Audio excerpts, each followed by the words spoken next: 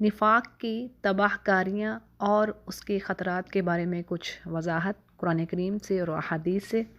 अल्हम्दुलिल्लाहि वस्सलातु वस्सलामु अला रसूलिही व अला आलिही व अस्हाबिही अजमाइन।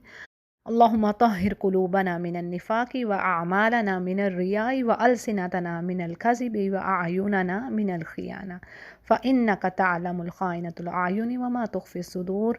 या रब, तो हमारे दिलों को निफाक से पाक कर दे, हमारे अमलों को रियाकारी से, दिखावे से पाक कर दे और हमारी ज़ुबानों पर सच्चाई जारी कर दे और हमारी आँखों को ख़यानत से पाक कर। और बेशक तू जानता है जो आँखें ख़यानत करती हैं और जो कुछ दिलों में छुपा हुआ है। आमीन या रब। अच्छा जी, सबसे पहले निफाक का मतलब देख लेते हैं और इसकी मज़ीद तफसील में जाने से पहले, यानी आम रूटीन से हटकर, पहले मैं इसकी जो तबाहकारियाँ, जो सज़ाएँ हैं, जो वार्निंग्स हैं, जो कुरान करीम में अल्लाह सुब्हानहू व तआला ने जगह जगह दी हैं, उनके बारे में बताऊँगी। उसके बाद हम इसकी टाइप्स को देखेंगे। ठीक है जी। तो पहले इसके मानी को देखते हैं, यानी निफाक, हिपोक्रेसी। हिपोक्रेसी का मतलब क्या है? दो रुखा होना, to show a person other than what he conceals, यानी सामने वाले को उस चीज़ का इजहार करना जो आपके दिल में नहीं है। ठीक है, यानी ज़ुबान से तो कुछ कहना लेकिन दिल में वो बात नहीं है। जैसे आप सल्लल्लाहु अलैहि वसल्लम के दौर में क्या था, किस टाइप के मुनाफिकीन थे, यानी वो आपके पास आते और वो कस्में खाते कि हम अल्लाह पर ईमान रखते हैं, आमन्ना बिल्लाहि वल यौमिल आखिर। सूरतुल बकरा की बिगनिंग में ही हम पढ़ते हैं ना कि लोगों में से कुछ ऐसे हैं जो कि कहते हैं कि हम ईमान लाए, we believe in Allah and the day of judgement, but वमा हुम बिमुमिनीन, वो मोमिन नहीं है। करते क्या है वो? युखादिऊन अल्लाह वल्लज़ीना आमनू वमा यखदाउना इल्ला अनफुसहुम, यानी वो धोखा दे रहे हैं, चीट कर रहे हैं अल्लाह से और ईमान वालों से। और अल्लाह ने कहा हकीकत क्या है, यानी अल्लाह को तो धोखा नहीं दे सकते, वो तो खूब जानता है ना जो तुम छुपा रहे हो, मा युसिर्रून वमा युअलिनून, वो तुम्हारे दिल में छुपी छोटी सी छोटी चीज़ को भी जानता है और जो तुम जाहिर कर रहे हो उसको भी जानता है। तो असल में इनफैक्ट ये अपने आप को ही डॉज दे रहे हैं, चीट कर रहे हैं। अब इनके दिलों में क्या है? अल्लाह ने फरमा दिया फ़ी कुलूबिहिम मरद, यानी इनके दिलों में मर्ज़ है, डिजीज़ है, बीमारी है। यानी निफाक को, हिपोक्रेसी को डिजीज़ कहा गया है और डिजीज़ का ट्रीटमेंट होता है। ठीक है ना, कोई बीमारी ऐसी नहीं है जिसका इलाज ना हो और हमें बचने के तरीके ना बताए गए। यानी हमारा दीन इस चीज़ पर भी रोशनी डाल रहा है कि बचना कैसे है इससे, वकाया के जो पॉइंट्स हैं, जो खुतवात हैं, जो स्टेप्स हैं, वो कैसे लेने हैं और इस बीमारी से कैसे बचना है। अच्छा, थोड़ा सा इसकी जो सज़ाएं हैं, जो वार्निंग्स दी हैं कुरान करीम में जगह जगह, उसके बारे में देख लेते हैं। देखिए, यौमुल क़ियामा के बारे में बात ये आती है कि अल्लाह सुब्हानहू व तआला फरमाते हैं, जैसे सूरतुल वाक़िया में हम पढ़ते हैं, क्या पढ़ते हैं कि अल्लाह फरमाते हैं कि तुम 3 टाइप्स में हो जाओगे, कुंतुम अज़वाजन सलासा, अस्हाबुल मैमना मा अस्हाबुल मैमना, यानी दाएं हाथ वाले, फिर बाएं हाथ वाले, और वसाबिकून अस्साबिकून, अगाड़ी मुकर्रबीन, यानी जो अल्लाह के सबसे पसंदीदा और अल्लाह के बरगज़ीदा बंदे, राइचस पीपल। 3 तरह पे लोग हो जाएंगे, दाएं हाथ वाले, बाएं हाथ वाले और अगाड़ी, आगे वाले। ठीक है जी। तो अब ऐसा है कि जहन्नमियों के बारे में तो अल्लाह ताला फैसला सुना देंगे कि इनको तो जहन्नम में ले जाओ फौरी तौर पर। ठीक है, इनकी बात होगी जैसे सूरह ज़ुमर में आपको डिटेल मिलती है। फिर पीछे क्या बचेंगे? मोमिन और मुनाफिक। और इसके बारे में हम सूरतुल हदीद में क्या पढ़ते हैं? इनकी आपस में कन्वर्सेशन होगी, यानी मोमिनों और मुनाफिकों के दरमियान। क्या कहेंगे? यौमा यक़ूलुल मुनाफिकूना वल मुनाफिकातु लिल्लज़ीना आमनू, यानी उस दिन मुनाफिक और मुनाफिकात जो औरतें हैं वो कहेंगे ईमान वालों से कि कुछ हमें भी, यानी हमारे लिए रुको और हमें अपने नूर में से, यानी अपनी लाइट में से जो रोशनी है उसमें से कुछ रोशनी दो। और ये बातें जो है रवायत के मुताबिक पुल सिरात पे होंगी। तो मोमिन उनसे क्या कहेंगे? कील अर्जिओ वराकुम फल्तमिसू नूरा, यानी तुम पीछे जाओ, हम तो नूर पीछे से लेके आए हैं, हम तो दुनिया से नूर लेके आए हैं। यानी ये वो नूर होगा जो उनके अमालों के सबब होगा, नेक अमालों के सबब, गुड डीड्स जो उन्होंने किए हैं। जबकि मुनाफिकों के बारे में क्या होगा? अब देखिए, कहने को तो वो यहाँ पर मौजूद है हम में, नाम के तो वो मुसलमान हैं, लेकिन अब उनकी ख्वाहिशात, जैसे कि बात आती है, वो मोमिन कहेंगे कि तुम्हें दुनिया में तुम्हारी ख्वाहिशात ने, तुम्हारे नफ्सों ने तुम्हें वगर्रतकुमुल अमानिया, यानी तुम अपनी ख्वाहिशात में ही डूबे रहे, दुनिया में ही गर्क रहे, حتیٰ جاء امر اللہ کے، یہاں تک کہ اللہ کا جو وعدہ تھا موت کا وقت آ گیا۔ وغرکم باللہ الغرور، یعنی تم دنیا کی زندگی، دنیا کے دھوکے میں ہی رہے۔ تو آج کے دن کیا ہے؟ تم سے کوئی فدیہ قبول نہیں کیا جائے گا۔ فدیہ کیا ہوتا ہے؟ اپنی جان بچا لینا، کچھ نہ کچھ دے کے اپنی جان بچا لینا۔ دنیا میں تو ایسا ہو سکتا ہے، لیکن قیامت کے روز ایسا نہیں ہوگا۔ اس دن سوائے ہماری نیکیوں کے ہمارے پاس کچھ نہ ہوگا۔ اور ایون جو ایمان والے جن کے اگر کچھ بیڈ ڈیڈز بھی ہیں ساتھ، تو ان کو اس دن اپنی نیکیاں دینا ہوں گی۔ یا رب تو ہمیں ان میں سے نہ کرنا، یا رب تو ان میں سے کرنا جن پر نہ کوئی خوف ہو نہ کوئی غم، آمین یا رب۔ تو اب ان منافقین کی کیا بات آ رہی ہے؟ یعنی اللہ فرما رہے ہیں نہ تو ان سے کوئی فدیہ لیا جائے گا اور نہ ہی کافروں سے۔ اور جگہ جگہ اللہ سبحانہ تعالیٰ نے قرآن کریم میں فرما دیا ہے کہ اس دن کافر چاہے گا کہ وہ زمین بھر کر سونا فدیہ کے طور پر دے دے اور اپنی جان بچا لے، اور اس سے اگر اس سے بھی زیادہ ہو تو اس کے دے کے اسے اپنی جان بچائے۔ لیکن اللہ فرمائے گا میں نے تجھ سے اس سے ہلکی بات کا مطالبہ کیا تھا کہ تم میرے ساتھ شرک نہ کر، یعنی اس دن کچھ قبول نہ ہوگا۔ تو یہ ایک سزا ہوئی۔ اب دیکھیے بات کی کیا میں کرنے لگی کہ جہنمی چلے جائیں گے جہنم میں، اور ان کا جو گریڈ ہے، جو ان کا درجہ ہے، وہ اللہ نوز ان کے کس طریقے سے اللہ کرتا ہے۔ لیکن منافقین کے بارے میں کیا سزا بتا دی گئی ہے؟ اللہ سبحانہ تعالیٰ فرماتے ہیں ان المنافقین فی الدارک الاسفل من النار ولن تجد لهم نصیرا، یعنی جو منافقین ہیں وہ جہنم کے سب سے نچلے درجے میں ہوں گے۔ یہ بڑی تباہ کر دینے والی بات ہے، بڑی اہم وارننگ ہے، اور یہ ہمیں ہلا دینے کے لیے کافی ہے۔ یعنی اس کو آپ ہلکا نہ جانیے، یہ چھوٹی چیز نہیں ہے نفاق، یہ بہت بڑی بیماری ہے۔ بعد میں ہم دیکھتے ہیں کہ نفاق کتنے، یعنی اس کی ٹائپس کیا ہیں، نفاق اصغر ہے، اکبر ہے، وہ سب چیزیں دیکھیں گے۔ لیکن آپ پہلے سزاؤں کو دیکھیے، جو اس کی وارننگز ہیں، جو اس کے اثرات آنے والے ہیں۔ یعنی کافروں نے بھی جہنم میں جانا ہے، لیکن ان کے لیے اللہ یہ نہیں کہہ رہا کہ سب سے نچلا in the depth of the hell, لیکن منافقین کے لیے، ہپوکریٹ کے لیے یہ بات آ رہی ہے۔ کیوں بھلا؟ کیونکہ اصل میں کیا تھا کہ آپ صلی اللہ علیہ وسلم کے دور میں ایسے منافق پائے جاتے تھے جو کہ آپ کے سامنے آ کے دعویٰ کرتے، جیسے سورۃ المنافقون میں ہم پڑھتے ہیں کہ وہ آپ کے سامنے آگے قسمیں کھاتے، اذا جاءک المنافقون قالوا نشہد، ہم قسم کھا رہے ہیں بے شک آپ اللہ کے رسول ہیں، لیکن ہوتا کیا تھا؟ دل میں وہ انکاری تھے۔ تو اللہ اس پر کیا کہتے ہیں؟ واللہ یعلم انک لرسولہ، یعنی اللہ کو خوب پتہ ہے، جس نے اپنے رسول کو بھیجا اس کو نہیں پتا کہ یہ میرا رسول ہے۔ لیکن بات کیا ہوتی ہے کہ جو خالی برتن اندر سے ہوتا ہے نا، وہ آواز زیادہ دیتا ہے۔ یعنی اندر تو وہ جھوٹے تھے، انسائڈ یعنی باطنی طور پر تو وہ جھوٹے تھے، وہ تو بلیو ہی نہیں کر رہے تھے، لیکن وہ ظاہری طور پر قسمیں کھا رہے تھے۔ اسی لیے کہا جاتا ہے کہ زیادہ قسمیں کھانا اللہ کو پسند نہیں ہے، ٹھیک ہے؟ تو پھر اللہ فرماتے ہیں واللہ یشہد ان المنافقین، یعنی اللہ خوب، یعنی اللہ گواہ ہے، یشہد گواہ ہے کہ یہ جو ہپوکریٹس ہیں، یہ جو منافق ہیں، یہ جھوٹے ہیں، اور اپنی جو قسمیں ہیں نا، ان کو انہوں نے شیلڈ بنا لیا ہے، یعنی بچنے کے لیے رسول کریم صلی اللہ علیہ وسلم سے اور ایمان والوں کے درمیان رہتے ہوئے جو اسلامک حکومت ہوتی ہے اس میں جو بھی بینیفٹس ہیں، زکوٰۃ کے بینیفٹس اور بھی وظیفے وظائف جو کچھ بھی، ان سے فائدہ لینے کے لیے، اور تاکہ وہ مسلمانوں کے شر سے بچیں۔ اچھا جی، یہ ایک سزا ہوئی کہ جیسے اللہ سبحانہ تعالیٰ فرماتے ہیں کہ یہ یعنی آگ کے سب سے نچلے درجے میں، جہنم کے سب سے نچلے درجے میں۔ اور اہم بات سمجھنے کو کہ یہ بات کافروں کے لیے نہیں کہی گئی، ہپوکریٹس کے لیے کہی گئی ہے۔ کیوں؟ کیونکہ نہ صرف یہ دھوکہ دیتے تھے ایمان والوں کو، اللہ کو، اور ایک اور کوالٹی بھی بیان ہوئی ہے سورہ نساء میں کہ جب وہ نماز کے لیے آتے اذا قاموا الی الصلاۃ قاموا کسالی، یعنی ان کا دل نہیں کرتا نماز پڑھنے کو، سستی دکھاتے ہیں نماز کے لیے، اور دکھاوے، لوگوں کو دکھاوے کی نماز پڑھتے ہیں، یراؤن الناس، اور اللہ کا ذکر نہیں کرتے مگر تھوڑا، ٹھیک ہے؟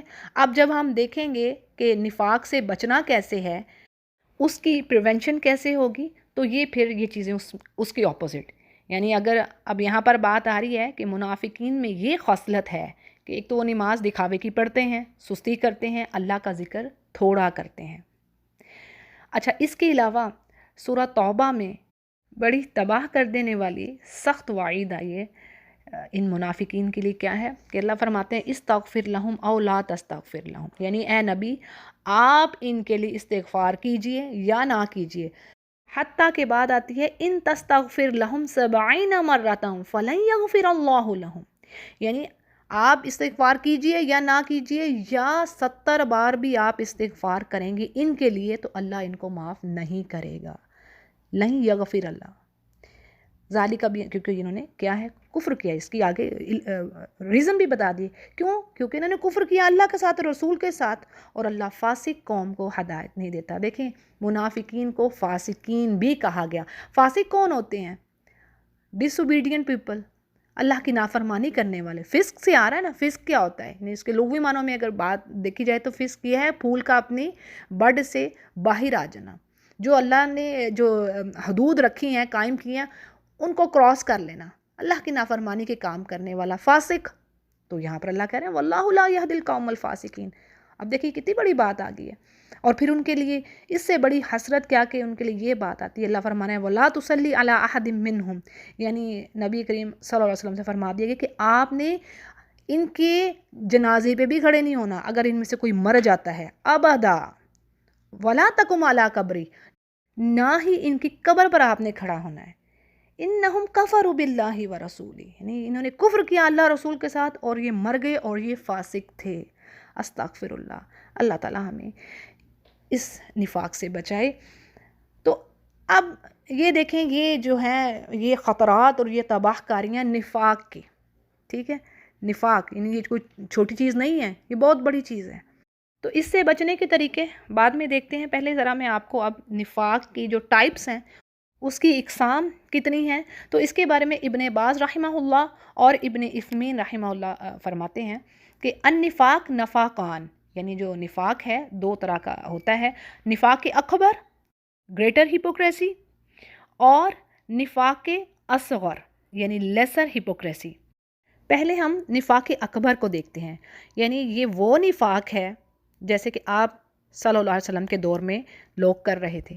یعنی وہ اللہ پر ایمان نہیں رکھتے تھے، ٹھیک ہے، وہ دل میں ان کے ایمان نہیں تھا، لیکن کہتے کیا تھے آمنا باللہ و بالیوم الاخر، ٹھیک ہے، کہ ہم اللہ پر ایمان رکھ رہے ہیں، we believe in Allah and in the day of judgment, but they were not true believers, ٹھیک ہے، وہ بلیورس نہیں تھے، وہ جھوٹے تھے. چاہے وہ نمازیں پڑھ رہے تھے اس وقت لوگوں کے ساتھ، یصلی مع الناس یعنی نماز پڑھتے لوگوں کے ساتھ اور ذکر بھی اللہ کا کرتے، لیکن کیا تھا، سب دکھاوے کے لیے. وہ ہپوکریٹس تھے جو کہ صرف شو آف کر رہے تھے اور وہ کسی چیز پر بلیو نہیں کر رہے تھے. لا یؤمن بالدین ولا یؤمن بالجنہ ولا بالنار ولا بتوحید اللہ، یعنی کسی چیز پر بلیو نہیں کر رہے تھے، نہ جنت پر، نہ دوزخ پر، نہ ہی اللہ کی وحدانیت پر. تو یہ اصل میں کافر تھے، یعنی یہ کفر اکبر کر رہے تھے، یہ کافر تھے اور یہ یہود و نصارہ میں سے تھے. تو ان کے لیے جیسے اللہ فرماتے ہیں قول اللہ کہ ان المنافقین فی الدرک الاسفل من النار، یعنی یہ سب سے نچلے درجے میں ہوں گے یہ والے منافقین. اب بات آتی ہے نفاق اصغر یعنی لیسر ہپوکریسی، اس کے بارے میں کیا ہے. اور ذہن میں ایک بات رکھیے کہ یہ جو نفاق اصغر ہے یہ انسان کو دین سے خارج نہیں کرتا، ٹھیک ہے. باقی معاملات جو ہیں دیکھیں اللہ سبحانہ تعالیٰ دلوں کے بھیدوں کو جاننے والا ہے. اور یوم القیامہ کیا ہے، اللہ نے کہنا وَحُصِّلَ مَا فِي الصُّدُورِ، یعنی اللہ جو انسانوں کے سینوں میں چھپا ہوا ہے اس کو نکال لے گا. آج تو یہاں پر ہم سب ناموں کے مسلمان ہیں، ہم سب میں کچھ ایسے لوگ بھی ہیں جو اللہ کے ڈس اوبیڈینٹ ہیں، کام نہیں کر رہے جو کرنے چاہیے، جو اللہ نے جو واجبات ہیں، جو ڈیوٹی اللہ نے دی ہے اس کو ادا نہیں کر رہے، اور جن چیزوں سے روکا ہے اس کو کر رہے ہیں. تو لیکن ایک چیز سمجھیے گا کہ اللہ نے ہمیں حق نہیں دیا کہ ہم اٹھ کر کسی کو کہیں کہ تم کافر ہو، منافق ہو. ہم نہیں کہہ سکتے. We don't have any authority. Allah نے ہمیں یہ رائٹ نہیں دیا کہ ہم اٹھ کر چاہے کوئی کتنا ہی وہ فضول کے کام کر رہا ہے، یعنی گناہوں کے کوئی کام کر رہا ہے، لیکن ہم اسے نہیں کہہ سکتے بھی تم منافق ہو. نہیں، اللہ نے ہمیں حق نہیں دیا. اور اللہ نے کہہ دیا تمہیں نگرانی میں نے بنا کر بھیجا کہ تم لوگوں کو پر چیک رکھو، یعنی لوگوں کو دیکھتے رہو وہ کیا کر رہے ہیں اور اپنے آپ کو نہ دیکھو. تو ایسا نہیں ہے. ہاں، جو اپنے اراؤنڈ جو ہمیں جو ہماری ذمہ داری ہے، جو رسپانسبلٹی ہے، وہ بھی اللہ نے تقسیم کر دی ہے. جیسے اپنے دائرہ کار میں رہتے ہوئے، یعنی یہ نہیں کہ اللہ نے آپ کی ذمہ داری آپ کی حیثیت سے بڑھ کر لگا دی ہو. بات سمجھ رہے ہیں؟ یعنی ایک فیملی ہے، جیسے کہ حدیث کے الفاظ ہیں کہ فیملی کا جو سربراہ ہے وہ ذمہ دار ہے، وہ رسپانسیبل ہے اپنی فیملی کا، کہ آیا وہ اسلامک جو ویز ہیں، جو پیتھ ہیں، اس پر چل رہے ہیں، اس کو فالو کر رہے ہیں. کیا جو اللہ نے احکامات بتائے ہیں اس کے مطابق ہم زندگی بسر کر رہے ہیں؟ یہ کام ہو رہا ہے کہ نہیں؟ یہ اس کی ذمہ داری میں آئے گی بات. اس کو باہر محلے والی کی پوچھنی ہوگی. لیکن کیا ہے کہ جہاں برائی ہوتا ایمان والا دیکھے گا، وہ اس کو بہترین طریقے سے اسے روکنا ہے. جتنی اس کی حیثیت ہے، جتنا اس کی طاقت کہہ لیں، جتنی اس کی پاور کہہ لیں، سمجھ آ رہی بات کی، جتنی وہ قابل ہے. ٹھیک ہے، یہ چیز ہے. اب سب سے پہلے اس کی پکڑ تو آئے گی اپنی فیملی کے لیے. ٹھیک ہے جی، وہ تو پہلا ہے نا، اپنی فیملی کو. آپ صلی اللہ علیہ وسلم کو بھی اللہ سبحانہ تعالیٰ نے سب سے پہلے یہی کہا نا، اپنے گھر والوں، اپنے رشتہ داروں کو آگاہ کر دیجئے. یہی بات ہم سیرہ کی کتابوں میں پاتے ہیں نا. تو سب سے پہلے آپ کی جو فیملی ہے، جو آپ کے بیلوڈ جو پیپل ہیں، ان کو ٹیچ کرنا، ان کے لیے دعا کرنا. اگر کوئی ایسے اعمال ہو رہے ہیں جو اللہ کو پسند نہیں ہیں، تو اور انہیں حکمہ سے، وزڈم سے، خوبصورتی سے سمجھانا. اللہ نے قرآن کریم میں فرما دیا، سمجھا دیا ہمیں. وَأْمُرْ أَهْلَكَ بِالصَّلَاةِ، یعنی اپنے اہل خانہ کو نماز کا حکم دے، اچھائی کا حکم دے، لیکن احسن طریقے سے، اور پھر اس پر صبر کیجیے. یعنی ہو سکتا ہے آپ کو ریٹرن میں پھر کئی باتیں سننے کو ملیں، لیکن بات یہ ہے کہ گھر میدان جنگ بھی نہ بنے. حکمہ کے ساتھ، خوبصورتی کے ساتھ اللہ کی طرف اپنے پیاروں کو لائیے، جن کی ذمہ داری آپ پر ہے اور آپ سے پوچھا جائے گا. مسئولن کے ورڈ آتے ہیں حدیث میں کہ آپ سے پوچھا جائے گا کہ کیا آپ نے حکم دیا، ان کی اصلاح کی، اس کے لیے کوئی ایفرٹ کی. تو بات یہ ہے کہ جس نے پھر سچے دل سے کی ہے تو وہ تو اللہ کے آگے سرخرو ہوگا. جیسے کہ اللہ فرماتے ہیں لا نکلف نفسا الا وسعها، یعنی کسی جان پر اللہ اتنا ہی بوجھ ڈالتا ہے جتنا کہ وہ اٹھا سکے. اچھا جی، تو بات ہو رہی تھی نفاق اصغر، یعنی جو لیسر ہپوکریسی ہے، اس کے بارے میں. اور اس حدیث کو پڑھے بغیر ہماری بات پوری نہیں ہو سکے گی کہ آپ صلی اللہ علیہ وسلم نے فرمایا کہ منافق کی یہ علامات ہیں، یہ سائنز ہیں. ٹھیک ہے، یہ ہمارے لیے بات ہے، بڑی اہم بات ہے. یہ ہمیں جان لینا ہے کہ کیا کیا علامات ہیں، کیا سائنز ہیں ہپوکریٹ کے، ایک منافق کے. اور اللہ ہمیں نفاق سے بچائے. تو جی وہ 3 علامات ہیں، 3 سائنز ہیں ہپوکریسی کے. یعنی حدیث کے مطابق منافق کی 3 نشانیاں، 3 اس کی خصلتیں ہیں. 3 نشانیاں کیا ہیں؟ آیت المنافق 3. نمبر 1، اذا حدث کذب، یعنی جب اس نے بات کی، جب بات کرے جھوٹ بولے. واذا وعد اخلف، اور جب وعدہ کرے وعدہ خلافی کرے. جب کسی سے پرومس کر رہا ہے تو اس کو توڑ رہا ہے، اس کو پورا نہیں کر رہا. اور جب کوئی امانت رکھوائے اس کے پاس تو وہ اس میں خیانت کرے، یعنی امانت دار نہ ہو. تو یہ رہی خصلتیں منافقین کی. اور چوتھی بات کیا ہے؟ وَإِذَا خَاصَمَ، یعنی جب کسی سے وہ جھگڑا کرے، جھگڑا ہو گیا تو اب کیا ہے؟ گالی گلوچ پر اتر آئے. تو آپ صلی اللہ علیہ وسلم نے فرمایا جس شخص میں یہ 4 نشانیاں ہوں گی، یعنی جس میں یہ 4 صفات پائی جا رہی ہیں، یہ کوالٹیز 4 آ رہی ہیں جس شخص میں، وہ تو ہو گیا پکا منافق. منافقن خالصن، یہ ورڈز ہیں. اللہ تعالیٰ ہمیں بچائے اس سے یا رب. یعنی خالص منافق ہے، وہ پیور ہپوکریٹ ہے، جس میں یہ آتے ہیں، یہ صفات ہیں. اور جس شخص میں ان 4 خصلتوں میں سے کوئی ایک، ٹھیک ہے، 4 علامات ہم نے پڑھ لی نا اوپر، اب ان 4 میں سے کوئی ایک خصلت، کوئی ایک ہیبٹ بھی کسی شخص کے اندر موجود ہے تو اس میں منافق کی خصلت ہوگی، یعنی نفاق کا مرض اس کے اندر موجود ہے. اور جو تنبیہات آئی ہیں، جو وارننگز آئی ہیں قرآن کریم میں منافق کے بارے میں، تو انہیں دیکھتے ہوئے اس مرض سے فوری چھٹکارا حاصل کرنا ہے، یعنی اس بیماری کا علاج کرنا ہے. اب دیکھیں ایک حدیث کے مطابق برے اعمال کے کیا اثرات ہوتے ہیں، کیا ایفیکٹس ہوتے ہیں ہارٹ پر. آپ صلی اللہ علیہ وسلم نے فرمایا کہ جب کوئی شخص گناہ کرتا ہے اور وہ توبہ نہیں کرتا اس پر، تو اس کے دل پر ایک سیاہ نقطہ آ جاتا ہے، ایک سیاہ نقطہ، بلیک ڈاٹ آ گیا. ٹھیک ہے، اب اگر اس نے توبہ کر لی تو وہ جو بلیک ڈاٹ ہے وہ کلیئر ہو جائے گا، اس کا دل صاف ہو گیا توبہ سے، استغفار سے، سچی توبہ سے. اگر وہ توبہ نہیں کرتا، یعنی ایک گناہ کرتا ہے، سیاہ ڈاٹ آیا، اور اس پر مزید گناہ کرتا ہے، تو کیا ہے، وہ جو نقطہ ہے، وہ جو بلیک ڈاٹ ہے، وہ پھیلتا جائے گا، یعنی سیاہی پھیلتی جائے گی، یہاں تک کہ اگر اس نے توبہ نہ کی اور اپنے گناہوں سے باز نہ آیا تو وہ اس کا سارا دل سیاہ ہو جائے گا، یعنی وہ سیاہی اس قدر پھیلے گی کہ سارے دل کو اپنی لپیٹ میں لے لے گی اگر وہ توبہ نہیں کر رہا۔ تو اسی لیے کہا جاتا ہے نا، قرآن کریم میں ہے، اللہ فرماتے ہیں سورہ ہود میں، ان الحسنات یذہبن السیئات، یعنی جو اچھائیاں ہوتی ہیں نا، وہ برائیوں کو لے جاتی ہیں۔ یعنی کیا ہے، اگر آپ سے کوئی بیڈ ڈیڈ ہو گیا، اب توبہ کیجئے، اللہ کی طرف واپس پلٹیے اور کوئی اچھا عمل کیجئے، گڈ ڈیڈز کیجئے، اس کے پیچھے حسنات، اچھائیاں کیجئے۔ اب وہ کیا ہے کہ یہ جو اچھائیاں وہ برائیوں کو کھا جائیں گی، ختم کر دیں گی۔ جیسے نماز کے بارے میں بات ہے کہ اللہ فرما رہے ہیں کہ جو 5 نمازیں ہیں، وہ جو سارے دن میں جو ہونے والی گناہ ہے نا، ایک نماز سے دوسری نماز کے درمیان جو وقفہ ہے، جو بھی گناہ اس میں ہوتے ہیں وہ دھل جاتے ہیں جب آپ وضو کرتے ہیں، جب آپ خالص اللہ کی رضا کے لیے کھڑے ہوتے ہیں تو آپ کے جو بھی چھوٹے موٹے گناہ ہیں وہ دھل گئے۔ اب اسی نماز کے ساتھ لنک ہے، یعنی ذکر اللہ کا، کیونکہ اب ہم بات کرنے لگے ہیں کہ نفاق کے اسباب کیا ہو سکتے ہیں، کیا ریزنز ہو سکتے ہیں، کیا سورسز ہیں جو ہمیں نفاق کی طرف لے جا سکتے ہیں، یعنی کن سے ہمیں بچنا ہے۔ تو اس میں سب سے پہلی چیز جو سورہ نساء میں ہم نے پڑھی کہ منافق کی کیا خصلت تھی، یعنی آیت نمبر 142 میں کیا بات آتی تھی، وَإِذَا قَامُوا إِلَى الصَّلَاةِ قَامُوا كُسَالَىٰ، یعنی وہ نمازوں میں سستی دکھاتے ہیں، دکھاوے کے لیے نمازیں پڑھتے ہیں، اور کیا بات آ رہی ہے کہ اللہ کا ذکر کم کرتے ہیں، وَلَا يَذْكُرُونَ اللَّهَ، یعنی اللہ کا ذکر تو وہ کرتے نہیں، بس تھوڑا سا۔ تو ان باتوں سے بچنا ہے، نماز قائم کرنی ہے، اللہ پر ایمان رکھنا ہے، رسول پر ایمان رکھنا ہے، جو اس نے احکامات بتائے ہیں ان کو فالو کرنا ہے، اور ان کے بارے میں کسی شک و شبے میں نہیں رہنا۔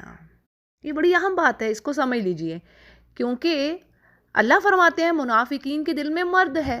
مرض کون سا، ڈیزیز کون سی، نفاق، شک، یعنی ہپوکریسی ہے اور شک ہے، وہ ان کو یقین ہی نہیں ہے۔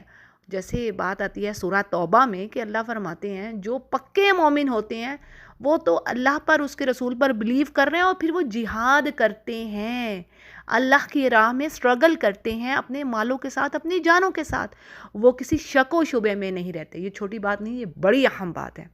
آج ہم لوگوں کی حالتیں کیا ہیں، یعنی جو اللہ نے احکامات نازل فرمائے ہیں ان میں ہم اگر کسی شک و شبے میں رہ گئے، اگر کسی ڈاؤٹ میں رہ گئے، یا پھر ہم ناپسند کیا اس چیز کو، کراہت کھائی، تو اپنے ایمان کی ہمیں خیر منانا ہے۔ یہ بڑی اہم بات ہے، کیونکہ سورہ محمد میں، قرآن کریم میں کئی جگہوں پر، اور سورہ محمد میں یہ بات آتی ہے کہ اللہ فرماتے ہیں ذَلِكَ بِأَنَّهُمْ قَالُوا لِلَّذِينَ كَرِهُوا مَا نَزَّلَ اللَّهُ، یعنی کچھ لوگوں کو جو عذاب ہوگا، جو اللہ پنش کرے گا، کیا وجہ ہے، کیونکہ انہوں نے اس چیز کو ناپسند کیا جو اللہ نے نازل کی۔ اللہ نے کیا نازل کیا ہے، اللہ نے قرآن کریم کو نازل کیا لوگوں کی ہدایت کے لیے، جو اس کے احکامات ہیں، جو فرائض ہیں، جو واجبات ہیں، وہ سب کے سب انسانیت کو فائدہ دینے والے ہیں، بھئی نقصان دینے والے نہیں ہیں، وہ اس کے حق میں فائدہ ہیں۔ اگر اللہ کہہ رہا ہے شراب نہیں پیو تو اس میں تمہارا فائدہ ہے، تم مرو گے اس کے بعد اس کو پی پی کے۔ اگر اللہ کہہ رہا ہے سود نہیں کھاؤ تو اس میں سوسائٹی کا فائدہ ہے۔ دیکھیں ایک وقت آتا ہے کہ پتہ چلتا ہے، ہاں، جو کہ اب وقت آ گیا کہ یہ سیلفشنس پہ ڈیپینڈ کر رہا ہوتا ہے، سارا یہ جو جال بچھا ہوتا ہے، یعنی وہ سود خور سود کھائی جا رہا ہے، اور جو سود بھر رہا ہے وہ مر گیا، وہ سود بھی بھر رہا ہے اور اس کا قرض وہیں کا وہیں کھڑا ہے۔ یعنی یہ چیزیں دیکھنے والی ہیں۔ اگر اللہ نے زنا کار کے لیے ایک سزا مقرر کی ہے تو دیکھیں آج کیا ہے کہ جس کی فیملی کے ساتھ نعوذ باللہ خدا نخواستہ یہ بات ہو جاتی ہے تو اس کا دل کرتا ہے کہ وہ اس کو قتل کر دے، تو کیا اللہ نے سزا رکھی ہے کہ اس کو سنسار کیا جائے، اس کی یہی سزا ہے جو شادی شدہ زانی ہے۔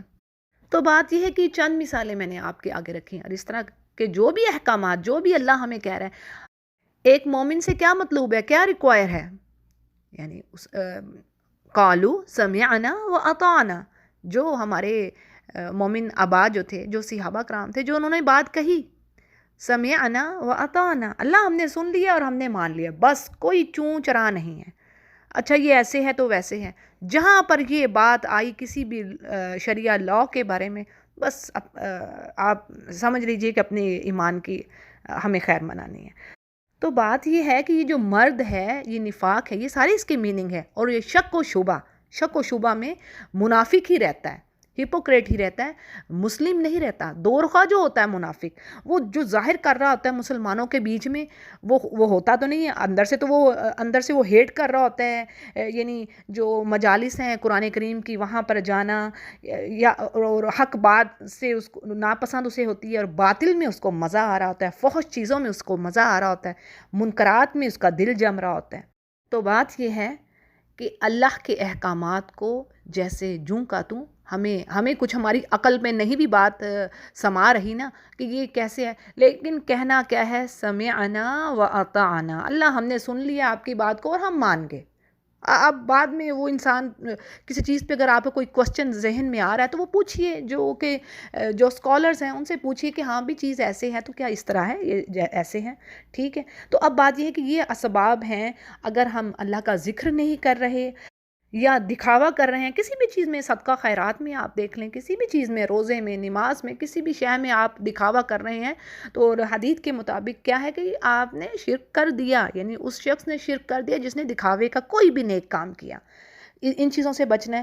پھر ایک بڑی اہم بات ابن مسعود رضی اللہ عنہ نے فرمائی، یعنی وہ کیا کہتے ہیں کہ ان الغنا ينبت النفاق فی القلب کما ينبت الماء زرع، یعنی یہ جو گانا بجانا ہے یہ دل میں نفاق کو اس طرح جماتا ہے جیسے مٹی کو پانی جما دے، یعنی سوکھی مٹی ہوتی ہے اور اس کو اگر پانی ڈالا جائے اس پر تو وہ تو جم جائے گی نا۔ اور کیا ہے، جیسے یہ کہ بات آ رہی ہے، singing grows hypocrisy in the heart just as water grows a plant, یعنی یہ گانا بجانا، گانے سننا، یہ اس قدر خطرناک بات ہے۔ اور قرآن کریم میں بات یہ آئی ہے کہ اس کو شیطان کی آواز کہا گیا ہے، جیسے کہ قرآن کریم میں بات آتی ہے کہ اس نے کہا تھا کہ میں آدم کی اولاد کو ہر طرح سے بہکاؤں گا، یعنی میں اوپر سے، نیچے سے، دائیں سے، بائیں سے، ہر طرف سے اس کے پاس آؤں گا۔ اور آپ صلی اللہ علیہ وسلم نے فرمایا کہ یہ شیطان اس طرح انسان کے نفس میں ہوتا ہے جیسے خون گردش کر رہا ہے جسم میں، اور اس نے کہا تھا کہ میں اپنی آواز سے ان کو بہکاؤں گا۔ تو یہ جو گانا بجانا ہے یہ بھی شیطان کی آواز ہے۔ اور اس کے بارے میں مسعود رضی اللہ عنہ نے کیا فرما دیا ہے کہ یہ دل میں نفاق کو اس طرح جماتا ہے جس طرح سوکھی مٹی جم جاتی ہے پانی پڑنے پر، یعنی یہ بھی آپ کو ہپوکریسی کی طرف لے کر جائے گا۔ اللہ تعالیٰ ہمیں اور ہماری اولادوں کو ہر طرح کے ایول سے، ہر طرح کے شر سے بچائے رکھیں، ہر طرح کی فحش چیزوں سے، منکرات سے، برائیوں سے، وہ راستے جو جہنم کی طرف جانے والے ہیں، یا رب تو ہمیں ان سے بچا۔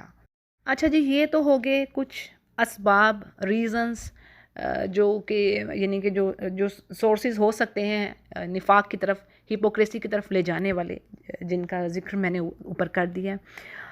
اور صدقہ خیرات میں ہمیں بڑھنا چاہیے، جیسے کہ سورہ توبہ کی آیت نمبر 103 سے ہمیں کیا پتہ چلتا ہے کہ خُذْ مِنْ أَمْوَالِهِمْ صَدَقَةً تُطَهِّرُهُمْ وَتُزَكِّيهِمْ بِهَا، یعنی نبی کریم صلی اللہ علیہ وسلم سے اللہ سبحانہ تعالیٰ فرما رہے ہیں خود کہ ان کے مالوں میں سے صدقہ لیجئے تاکہ جو ان سے گناہ ہو گئے ہیں، برے اعمال ہو گئے ہیں، اب وہ اس صدقہ خیرات سے دور ہوں، اللہ کا غضب ٹھنڈا ہو، یہ پاک ہو جائیں، تو طاہر پاک ہو جائے، تزکیہ نفس ہو جائے، قلب صاف ہو جائے، روح صاف ہو جائے، جو اللہ کو مطلوب ہے۔ یعنی انسان کی جو بلندی ہے وہ اس چیز میں ہے کہ وہ دوسروں کے لیے فائدہ مند ہو، جو اللہ نے کہا ہے وہ کام کرے، نہ کہ حیوانی زندگی، یعنی تو وہ تو پھر ساری مخلوق جی رہی ہے، یعنی جیسے اللہ نے کافروں کو کیا کہا ہے، شر البریہ، اور بھی بہت ساری مخلوق ہے، جانور کھا پی رہے ہیں، لیکن اللہ کو ان کے اوپر تو قرآن نہیں آیا، ان سے وہ ریکوائرمنٹس نہیں ہیں جو انسانوں سے ریکوائر ہے۔ تو یہ کیا ہے، صدقہ خیرات، یہ بھی گناہوں کو دھونے والا، پاک کرنے والا ہے۔ پھر اسی طرح جو نمازیں ہیں، جیسے میں نے بات کر دی، ان الحسنات، یعنی جو اچھائیاں ہیں، جو بھی آپ گڈ ڈیڈز کر رہے ہیں، کسی کے لیے کوئی ایفرٹ کریں، اگر پیسے نہیں ہیں دینے کو، آپ کسی کو آگے ریفر کر دیتے ہیں کہ اس کا کام کر دیجئے، تو آپ کو بھی اتنا ہی اجر ہے۔ کسی بھی نیکی کو، کسی کو پڑھا دینا، سمجھا دینا، دنیا کا علم دے دینا. ایون اگر کوئی کسی کے پاس پیسہ نہیں ہے تو وہ دنیا کے علم کے لیے بھی اگر آپ کسی کو ٹیچ کر رہے ہیں, کسی کو تھوڑا بہت اس کی ہیلپ کر رہے ہیں, تو الحمدللہ اٹ از کنسیڈرڈ حسنہ, یہ حسنات میں آئے گا, خیرات کے کاموں میں, اچھائی کے کاموں میں آئے گا.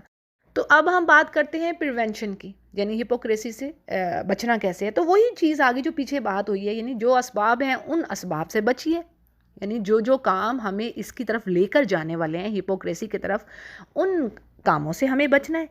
پہلی چیز کیا کرنی ہے کہ اپنے جو نفسوں کو ٹریننگ دینی ہے کہ اللہ نے جو کچھ نازل کیا اس پر ہمارا دل جم جائے, ہمارا دل ٹھک جائے. جو میرے رب نے کہہ دیا بس وہی میں مجھے فائدہ دے گا, اس کے علاوہ کوئی اور بات ہے ہی نہیں, خلاص. ٹھیک ہے, اللہ کے ساتھ فیتھفل ہو جائیے. پھر میں نے مینشن کی تھی جو نشانیاں تھیں حدیث کے مطابق, ٹھیک ہے نا, کہ 4 خصلتیں, ان سے ہمیں چھٹکارا حاصل کرنا ہے اگر کوئی ایک بھی ہم میں پائی جا رہی ہے.